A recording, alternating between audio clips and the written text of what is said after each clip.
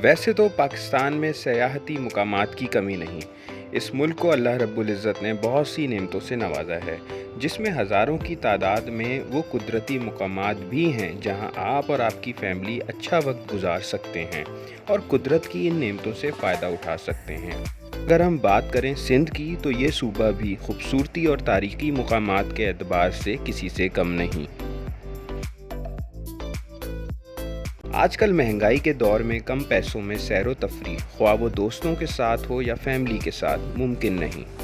इस मुश्किल एक्सपीरियंस से हम भी दो चार थे कि हमारे करीबी दोस्त के बहुत इसरार पर हमने फ़ैसला किया सिंध में मौजूद ठट्टा के मुकाम पर गुज्जो कनाल के एक हिडन पब्लिक स्पॉट पर एक शाम गुजारने का। नाजरीन, गुज्जो कनाल पाकिस्तान में सूबा सिंध के ज़िले ठट्टा में वाक़ है। ये नहर तकरीबन 95 किलोमीटर लंबी है। इस नहर से आने वाला साफ़ पानी ढाबे जी पंपिंग स्टेशन के ज़रिए कराची में पहुंचाया जाता है। 20वीं सदी के आगाज़ में इस कनाल को तामीर किया गया था ताकि इलाके में ज़रई ज़मीन पर आपाशी का पानी फराहम किया जा सके। ये नहर चावल, कपास और गंदम जैसे फसलों की पैदावार में एक अहम किरदार अदा करती है। आपाशी के अलावा इस कनाल को माहीगीरी, नकलो हमल और तफरीही सरगर्मियों के लिए भी इस्तेमाल किया जाता है। खैर, हमारे दोस्त के इसरार पर हमने इस कनाल का रुख करने का फ़ैसला किया। इस सफ़र को अच्छा और यादगार बनाने के लिए हमने डिसाइड किया क्यों ना वहीं नहर के अहाते में ही कुकिंग की जाए। बस ये डिसाइड करके हम अपने सफ़र पर निकल पड़े। रास्ते में घारों के मुकाम पर मौजूद एक बाज़ार से कुछ ज़रूरत का सामान लिया, जैसा कि चिकन, सब्ज़ी, सॉफ्ट ड्रिंक्स वगैरह।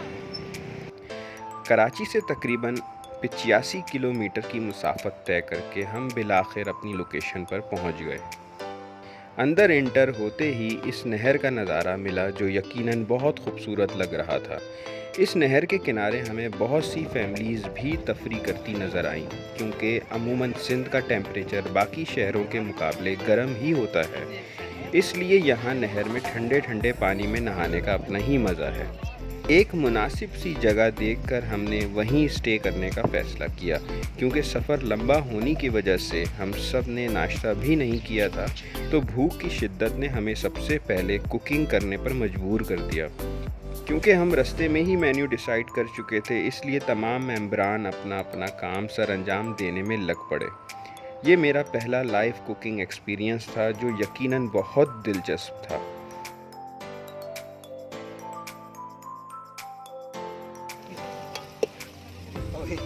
भाई ये देखिए,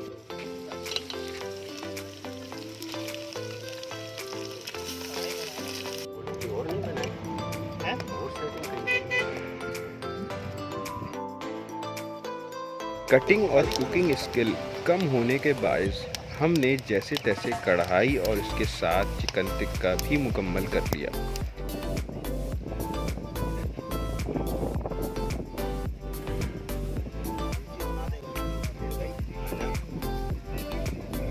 फाइनली वो वक्त आ गया जब कुकिंग और हमारी कुव्वत बर्दाश्त दोनों ही साथ ख़त्म हो चुकी थी।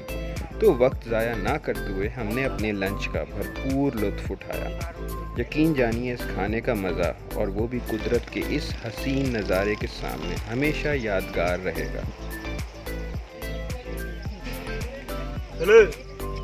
चलो भाई लाला आ जाओ यार, उस्ताद ही बच्चों। फिर कुछ देर आराम के बाद हमने इरादा किया कि थोड़ा नहर के ठंडे पानी का भी एक्सपीरियंस किया जाए।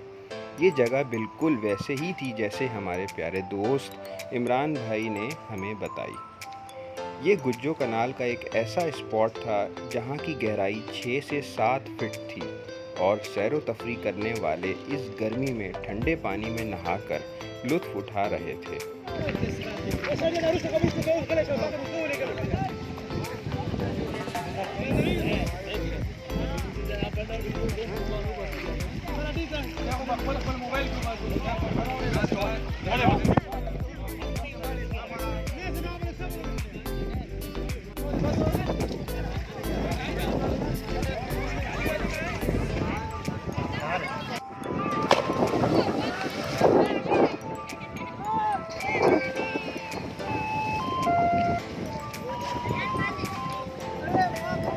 इस जगह के बारे में जैसा हमने सुना था बिल्कुल वैसा ही पाया। ये शाम हम सब के लिए बहुत ही यादगार थी। आखिर में हम अपने देखने वालों को हाईली रेकमेंड करेंगे, यहाँ ज़रूर आइए और आपका एक्सपीरियंस कैसा रहा हमें कमेंट बॉक्स में ज़रूर बताइएगा। अब तक के लिए इतना ही। मज़ीद ऐसी इंटरेस्टिंग वीडियोज़ देखने के लिए हमारा चैनल ज़रूर सब्सक्राइब करें।